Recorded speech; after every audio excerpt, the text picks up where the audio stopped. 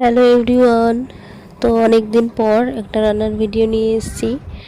তো এখন আমি ভাত বসিয়ে দিয়েছি, আর আজকে একটু দেরি করে রান্নাটা বসিয়েছি। তো আজকে হচ্ছে ফাল্গুন মাসের সংক্রান্তি, মানে আগামীকাল থেকে চৈত্র মাস পড়ে যাবে। তো চৈত্র মাসে আমাদের তো সারাদিন সারা মাস নিরামিষ খেতে হয়। তো আজকে তাই জন্য লাস্ট দিন আমিষ রান্না করছি। তো এদিকে ভাত আমার হয়ে গেছে, আর এদিকে আমি তরকারির জন্য যা যা সবজি লাগবে মশলা লাগবে সব রেডি করে নিয়েছি। তো এখন আমি প্রথমে রান্না করব চিকেন। তো একটা কড়াইতে আমি আলুগুলো ভাজছি চিকেনের, আর আমি ঢেকে ঢেকে আলু ভাজছি, কেননা ওই তেল ছিটার ব্যাপারটা আমার খুব ভয় লাগে।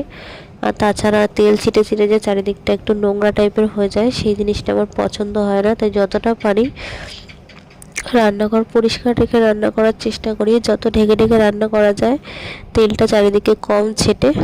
তো তাই জন্য আমি ঢেকে ঢেকে আলুটাকে ভাজছি, আর এই পাশের কড়াইতে আমি চিকেনটাকে কষাবো বলে তেল গরম করে নিয়েছি।